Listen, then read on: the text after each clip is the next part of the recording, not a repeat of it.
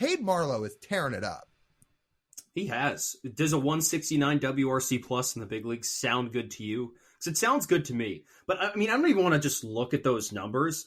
Overall, you just watch him at the plate. Isn't it refreshing to have an outfielder step to the plate and not strike out 30% of the time? Because I'm thinking about this as I'm watching Cade Marlowe, and he's put together some really good at-bats and some long at-bats, 10-plus pitches. The one he had on Monday was phenomenal when it was what day is it? I'm getting my days mixed up. Anyways, no, it was yesterday, Wednesday. It's been a long week. To watch a Mariners outfielder step to the plate in a big situation and not have to worry about them striking out. Because think about this, Lyle. The Mariners' regular starting outfield strikes out 30% of the time on aggregate. Julio, Jared, Teoscar, Hernandez. It's about a 30% clip between those three. It's a lot. And we like all three of those guys, obviously, but they do strike out a lot. Dominic Canzone, we don't really know yet. We're going to need a bigger sample size on him. Cade Marlowe is striking out 16% of the time. Nearly half of what those other guys are doing. That matters. Like, that really matters. I'm not saying that you can't be a good ball player if you strike out a lot. We know all three of those guys, Julio, Kelenic, Teoscar, are good ball players.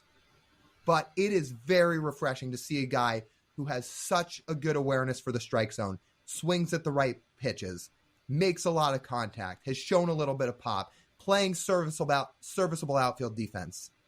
Cade Marlowe has been a really nice jolt for this team over the 10 or so games that he's played so far, and it's making a difference. And what's most strange about this is that Marlowe struck out a shit ton in the minors. I mean, we're talking about a guy who struck out nearly 38% of the time last year when he was promoted to AAA.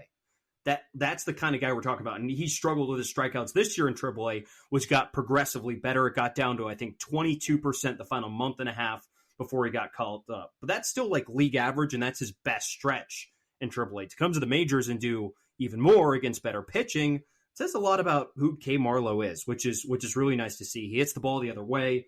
His defense is, we haven't noticed it, which is usually a good thing. Otherwise, I mean, he's got Oppo Pop too. It's just nice. It is really nice to see, and he's been pretty key here for the Mariners in helping them turn it around a little bit here in the latter half of July. I think it's fair to say his defense is not as good as Jared Kelenich's, but it is perfectly serviceable. He is certainly no liability out there. He plays a perfectly serviceable corner outfield, or even he hasn't really played center field yet, but he's been a perfectly good left fielder so far. Is that fair? Yeah, that is fair. And he hits lefties, right? He faced Richard Blyer on Wednesday and did perfectly fine and had the game tying hit on a pitch. It was middle, but thankfully we've seen quite a few Mariners miss clutch middle pitches this year, and he did not miss in that situation against a lefty who traditionally has got a lot of balls on the ground. He's instead stung it for a line drive. That's pretty good, Cade. I will say, though, it is quite impressive to see him do that. While his swing is kind of odd, right? His back foot really kicks out when he swings. And when you look at it from the side, it's not too bad. But from the front, it just kind of looks wonky. But it works. It is interesting what he did in the minors this year, because we talked about when he got called up, 86 WRC+. We said he wasn't really hitting all that great in Tacoma. He actually had his numbers tanked a little bit from one really bad month. Like, if you look at his OPS by month, 1064 in April, this is all with Tacoma. 528 in May. May was his really bad month. But then 863 in June, 900 in July. He actually has been better than what the total numbers say for the season. Tacoma is a bandbox. The PCL is a bandbox, yes. But it was really all but 1 month that he's been hitting down there. And now we're seeing it translate to the majors. Do you want a Cade Marlowe fun fact? No, let's do it. Which player is he worth 2 more wins above replacement now this season? Are you going to tell me AJ Pollock? No, it's probably close with AJ. I think you're in the right ballpark. Colton Wong? Yeah. 2 entire Baseball Reference wins above replacement better than Colton Wong this year in 30 plate appearances. That is remarkable. Yeah, you're telling me. I mean, it's funny. This guy's profile was a fourth outfielder, right? He wasn't a blue chip prospect. He had some value. I think people believe that he'd be a fourth outfielder long term, and maybe he still is.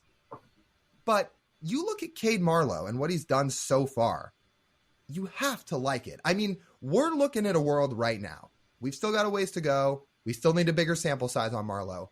But I think it's fair to say from where we sit this second, there is a world where next year's Mariners outfield is Julio, Kelenic, Dominic Canzone, Cade Marlowe. There's your 4 outfielders. And then you'll have a couple utility guys in there. Where if Cade's the 4th outfielder, okay. But he can do some really good things with that role.